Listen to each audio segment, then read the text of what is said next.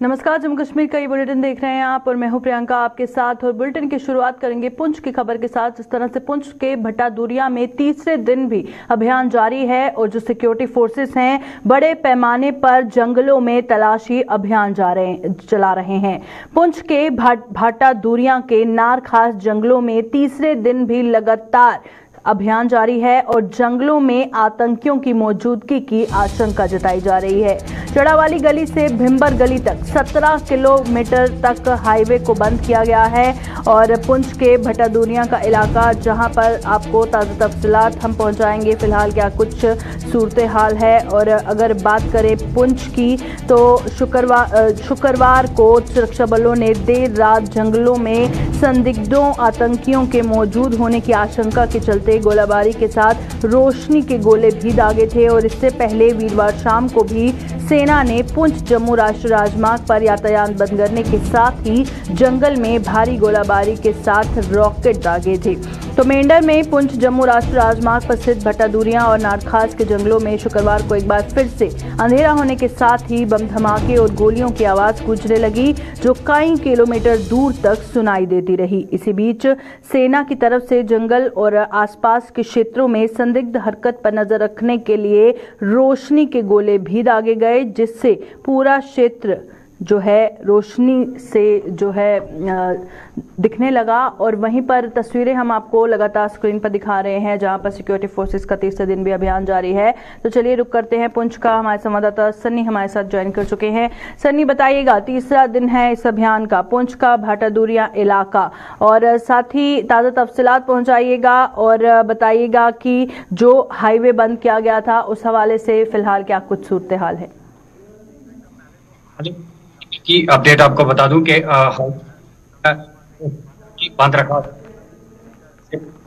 तक जो है इसको बंद रखा गया है। 17 किलोमीटर का ये हाईवे है जिसे बंद रखा गया है, क्योंकि ये जो भट्टादूरिया का इलाका है यहाँ से ये हाईवे जो है वो निकलती है। सेना की तरफ से ये कह दिया गया था कि किसी सिविलियन को नुकसान ना पहुंचे, इसलिए इस हाईवे को बंद रखा जा रहा है। अगर इस ऑपरेशन की बात करें तो आज तीसरा दिन है। बड़े पैमाने पर यहाँ जो है वो सर्च ऑपरेशन चलाया जा रहा है। बीती रात की अगर बात करें तो बीती रात भी सेना की तरफ से जो है वो रोशनी रोन जो है गोले वो चलाए गए थे, ताकि इस पूरे जंगल पर नजर बनाए रखें। और बीती रात हमने देखा था कि इस जंगल में गोलियों की आवाज भी सुनाई दे रही थी। और सुबह होते ही इस पूरे अगर जंगल की बात करें तो इस जंगल में पैरा के जो जवान हैं उन्हें तैनात कर दिया गया है और बड़े पैमाने पर अभी भी सर्च ऑपरेशन चल रहा है। बिल्कुल। और कुछ फिलहाल हाईवे बंद किया गया है, तो कुछ उम्मीद लगाई जा सकती है कब तक खुलेगा, क्योंकि काफी वक्त हो चला है इस अभियान को।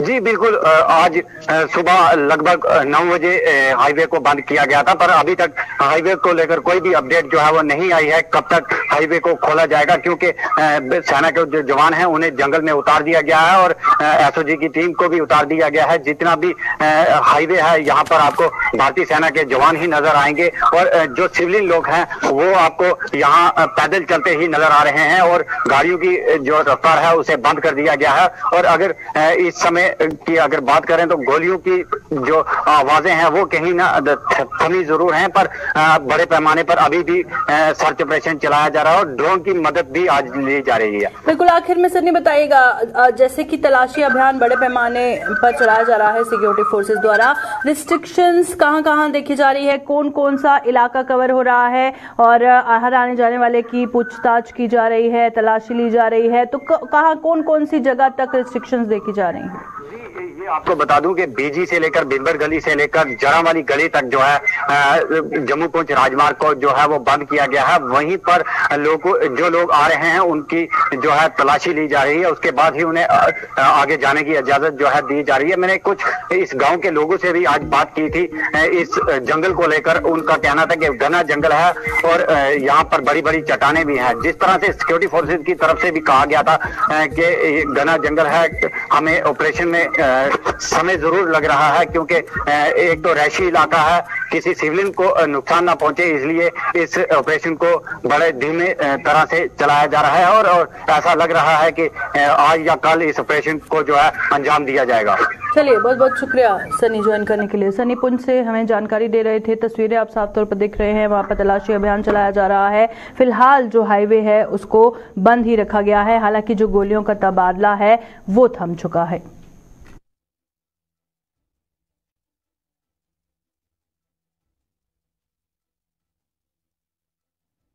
तो चलिए अब रुक करते हैं सांबा का, और आपको बता दें कि बीएसएफ के जो दिशा निर्देश है, वहां के जो सरहदी इलाकों में रहने वाले लोग हैं उसके दिशा निर्देशों का पालन कर रहे हैं। सीमा पार से लगातार ड्रोन साजिशों के चलते अब वहां के लोग भी हरकत में आए हैं और अपने स्तर पर आईबी से सटे गांव में तलाशी अभियान चला रहे हैं। खेतों और झाड़ियों का चप्पा चप्पा खंगाल रहे हैं और आए दिन जब इस तरह के मामले पेश आते हैं तो जाहिर तौर पर जो सिक्योरिटी है उसे और ज़्यादा वहाँ पर पुख्ता किया जाता है। पर यहाँ पर कुछ अलग जो देखने को मिल रहा है वो ये है कि जो सरहदी इलाकों में रहने वाले लोग हैं वही चप्पा चप्पा खंगाल रहे हैं खेतों और झाड़ियों का, और अपने ही स्तर पर आईबी से सटे गांव में तलाशी अभियान चलाया जा रहा है। और सीमा पार से लगातार जिस तरह से ड्रोन की साजिशें हो रही हैं और इसी के चलते जैसे सिक्योरिटी फोर्सेस भी हरकत में आ गई है और ज़्यादा सतर्क हो गए हैं, वहीं पर वहाँ पे रहने वाले लोग जो है वो और ज़्यादा जो है अलर्ट हो चुके हैं और अपनी तरफ से जो उनसे बन पा रहा है वो कर रहे हैं, खंगाल रहे हैं चप्पा चप्पा वहाँ पर जगह जगह पे। तो चलिए रुक करते हैं, हमारे साथ ज्वाइन कर चुके हैं सांबा से हमारे संवाददाता ऋषि खजूरिया। ऋषि, पहले बताइएगा किस तरह का माहौल सूरत हाल वहां पर बना हुआ है, अगर हम बात करें जिस तरह से लगातार ड्रोन साजिशों को अंजाम देने की कोशिशें की जा रही हैं। देखिए प्रियंका, आपको बता दें कि जिस तरह से सर्दियों ने दस्तक दे दी है और इस समय पाकिस्तानी घुसपैठ वो एलओसी को छोड़कर अंतर्राष्ट्रीय सीमा से यहाँ से जो वो घुसपैठ करने की कोशिशें कर रहे हैं। इससे पहले भी आपने देखा कि लगातार कई टनल वाली साजिशें पाकिस्तान की नाकाम की है बीएसएफ ने, और उसी को लेकर जिस तरह से कुछ दिन पहले घुसपैठ की 2 कोशिशों को नाकाम किया बीएसएफ ने, और उसके बाद 2 दिन पहले ही आपने देखा कि ड्रोन के माध्यम से हथियारों के खेप यहाँ पर पहुंचे हैं पाकिस्तान से। तो ड्रोन एक बड़ा चैलेंज है, उसी के साथ घुसपैठ को लेकर लगातार बीएसएफ बात करें तो हमने कमर कसती है और सिक्योरिटी ग्रिड बीएसएफ ने सीमावर्ती तमाम इलाकों में जो वो पूरी तरह से टाइट किया हुआ है। लेकिन उसी के साथ साथ अगर टनल वाली साजिश को नाकाम करना है तो बीएसएफ ने तमाम अंतर्राष्ट्रीय सीमा पर रहने वाले ग्रामीणों को हिदायत दी है, दिशा निर्देश दिए हैं कि आप लोग हमारा पूरा सहयोग करें। तमाम उनकी जो खेत जमीनें हैं वहां पर कहा गया है कि अपनी जमीनों को लगातार चेक करते रहे, क्योंकि जिस तरह से खेती की जा रही है और खेतों में लगातार लगाया जाता है और कई बार ऐसा अंदाजा लगाया जा सकता है कि कहीं खेती नहीं रुक रहा है, तो उसमें ये शक नरम पड़ी है, शायद वहां कोई ऐसा कोई प्रयास न किया गया हो। इसी को लेकर तमाम ग्रामीणों को अवेयर किया गया है और उसी के साथ साथ इसमें ये भी कहा गया है कि जो यहाँ जमीनें लगातार आप उसकी बुआई कर रहे हैं तो यहाँ पर ट्रैक्टर भी चलाएं, औजारों का इस्तेमाल करें और तमाम ये चीजें देखते रहें कि कहीं कोई ऐसी एक्टिविटी तो पाकिस्तान नहीं कर रहा, इसलिए वक्तन वक्तन चेक रखा जाए और अगर ऐसा कुछ मालूम होता है तो इसको लेकर बीएसएफ को तुरंत जानकारी दी जाए ताकि पूरी सिचुएशन के ऊपर जो वो कंट्रोल किया जा सके और घुसपैठ की कोशिशों को नाकाम किया जा सके।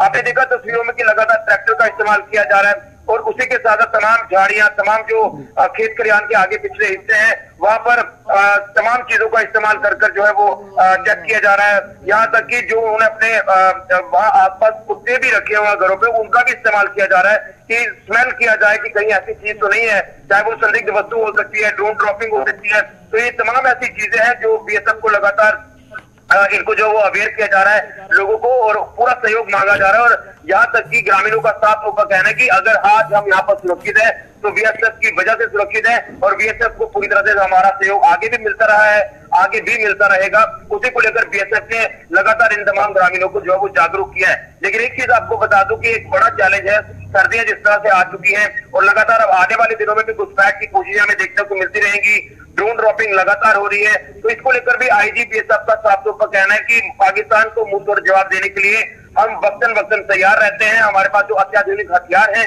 उन हथियारों का भी इस्तेमाल हम भरपूर करेंगे अगर पाकिस्तान कोई भी इस तरह की नापाक हरकत करेगा। तो यहाँ पर ग्रामीण पूरी तरह से अलर्ट हो चुके हैं और अपनी जमीनों को वो लगातार चेक कर रहे हैं, जांच रहे हैं, क्योंकि जो तस्वीरें आप दिखा रहे हैं, इन्हीं खेत खलिहानों के आसपास पहले भी टनल जो वो डिटेक्ट हो चुकी है और इसलिए ग्रामीण लगातार एक इंच की तरह वो चेक कर रहे हैं कि कहीं यहाँ कोई टनल ना निकल जाए। इसलिए तमाम ये चीजें ध्यान में रखकर ग्रामीण बीएसएफ का सहयोग करते नजर आ रहे हैं और बीएसएफ भी पूरी तरह से तैयार है दुश्मन को, पाकिस्तान को मुंह तोड़ जवाब देने के लिए। बिल्कुल, क्योंकि अक्सर जब इस तरह की खबरें आती हैं तो सिक्योरिटी को और ज्यादा पुख्ता किया जाता है। अब जैसे आप जिक्र कर रहे हैं कि बीएसएफ के दिशा निर्देशों के अकॉर्डिंगली ही लोग बाहर निकले हैं और चप्पा चप्पा खंगाल रहे हैं, अपने घर के पेट्स लेके निकले हैं, ट्रैक्टर लेके निकले हैं और पूरी तरह से जो सहयोग है वो लोकल्स का किया जा रहा है। और ऐसा पहली बार हो रहा है जब ये वॉलंटरली ऐसा कर रहे हैं, या इस बार बीएसएफ द्वारा इस तरह के जो दिशा निर्देश है वो दिए गए हैं? ऋषि,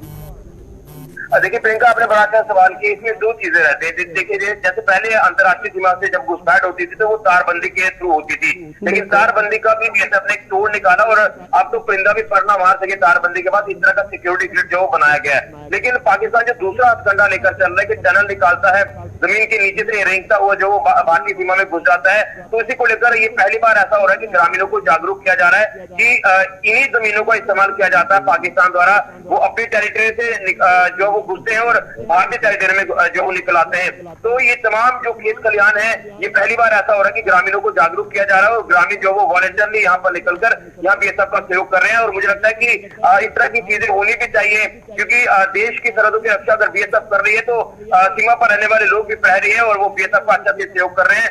यहाँ से साफ तौर पर पाकिस्तान को भी जो वो मालूम हो जाना चाहिए कि अगर आप कोई ऐसी हरकत करेंगे तो किस तरह से बीएसएफ आपको मुंह तोड़ जवाब देगी। इसको लेकर आपको तैयार रहना है, क्योंकि कहीं ना कहीं इस तरह की कई ऐसी नापाक हरकतें की गई हैं, ड्रोन ड्रॉपिंग, घुसपैठ या हथियारों की खेप बेचना, नशे की खेप बेचना। तो आईबी का सहारा जो है अब एलओसी को छोड़कर लिया जा रहा है, क्योंकि एलओसी पर बर्फबारी हुई है और बर्फबारी की वजह से वहां से घुसपैठ नहीं हो पा रही, इसलिए वो आईबी से घुसपैठ करने की फिराक में है पाकिस्तान। लेकिन बीएसएफ भी पूरी तरह से तत्पर है, तैयार है ग्रामीणों के साथ साथ। बहुत बहुत शुक्रिया ऋषि ज्वाइन करने के लिए। ऋषि खजूरिया सांबा से ये तमाम जानकारी हम तक पहुंचा रहे थे और शायद पहली बार ऐसे हो रहा है। आप तस्वीरों में साफ तौर पर देख सकते हैं कि किस तरह के जो वहां पर सरहदी इलाकों में रहने वाले लोग हैं पूरी तरह से बीएसएफ को सहयोग दे रहे हैं और चप्पा चप्पा खुद जो है अपने बेसिस पर खंगाल रहे हैं।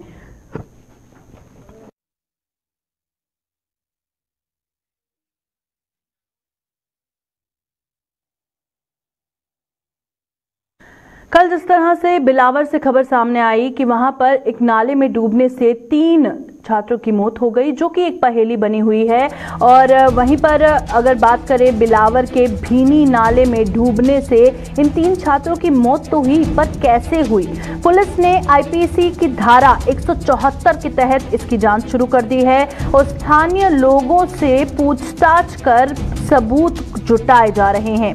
संदिग्ध परिस्थितियों में हालांकि इन तीनों छात्रों का शव मिला था। और वहीं अगर बात करें कि अब एक बहुत बड़ी पहेली ये बनी हुई है कि 3 छात्रों की एक साथ मौत हुई, भीनी नाले में डूब गए। हर जगह यही खबर चली कि भीनी नाले में डूब गए, पर कैसे डूब गए वो कारण अभी तक साफ नहीं हुआ है, जिसके चलते पुलिस इसकी जांच कर रही है और आईपीसी की धारा 174 के तहत जो जांच है वो शुरू कर दी गई है।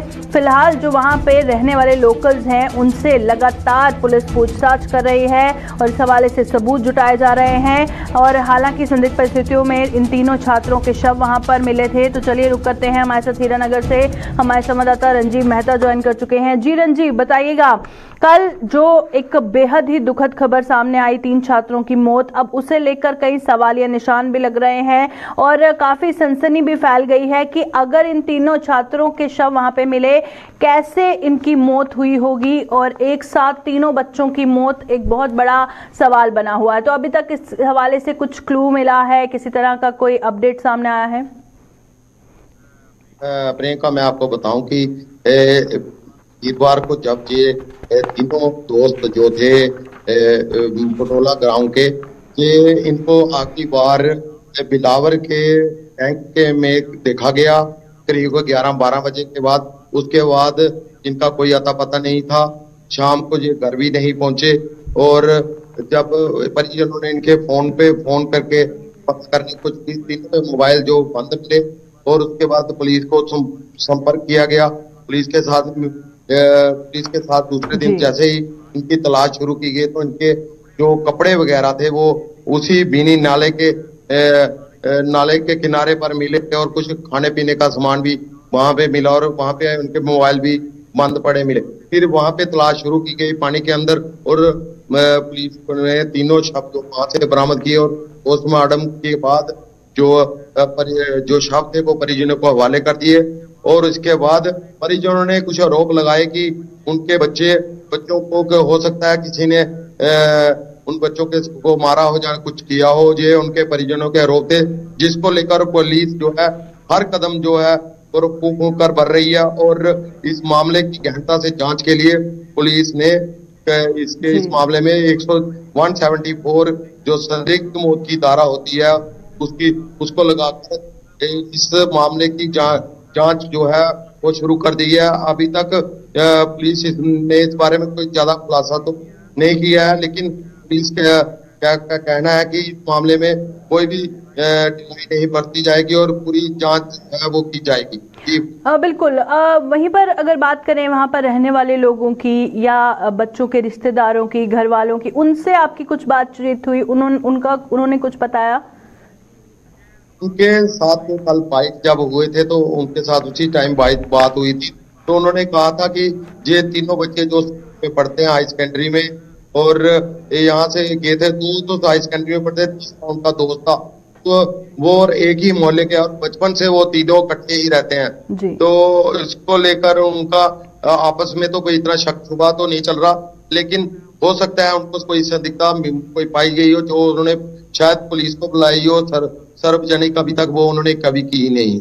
जी प्रियंका जी, बहुत बहुत शुक्रिया रंजीव ज्वाइन करने के लिए। तो जिस तरह से रंजीव मेहता हमारे संवाददाता जानकारी दे रहे थे इस हवाले से कि फिलहाल अभी पूछताछ जारी है, जब इन्वेस्टिगेशन होगी तभी तस्वीर साफ होगी कि आखिर इन तीनों बच्चों के साथ क्या हुआ था जो इस तरह से इनकी मौत वाक़या हुई और नाले में डूबे शव जो है वहां से मिले।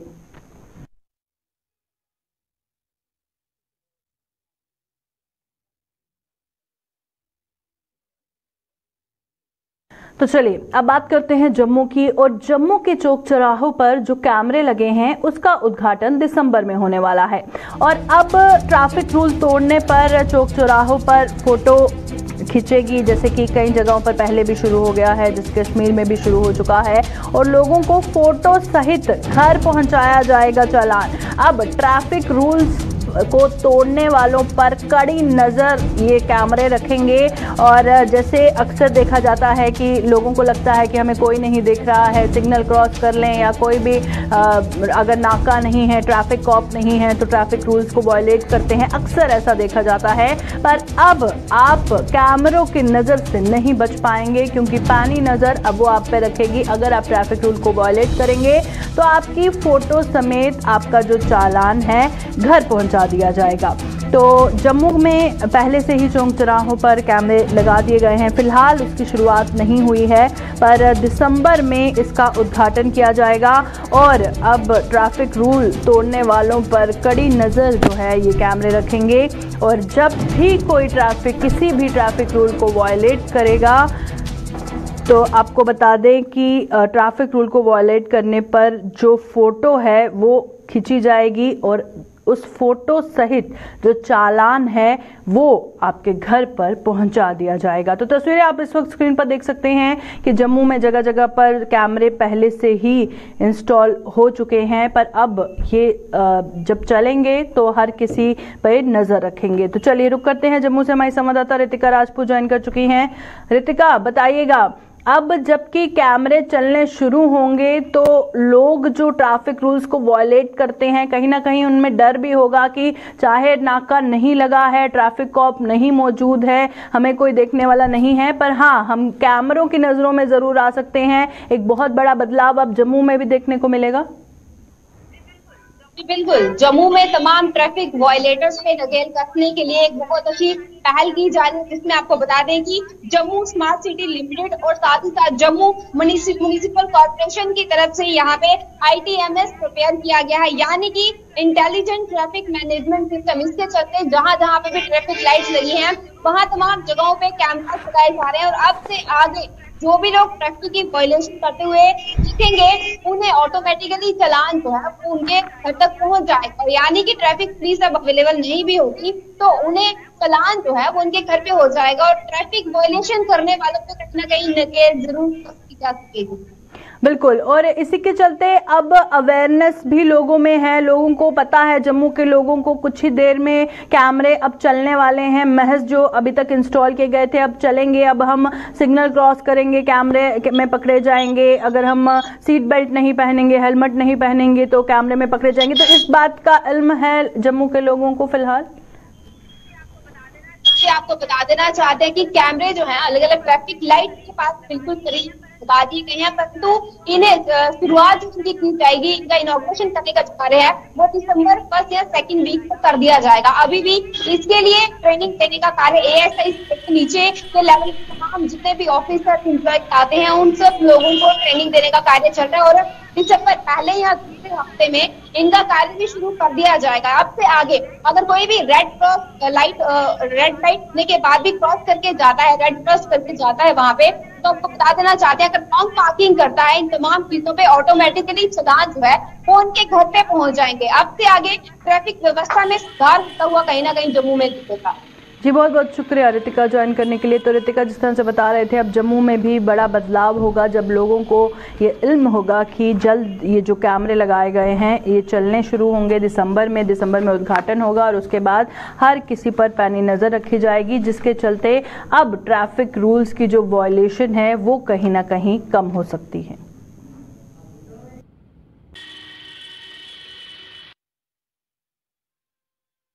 अभी की बुलेटिन में फिलहाल इतना ही, दीजिए इजाजत, नमस्कार।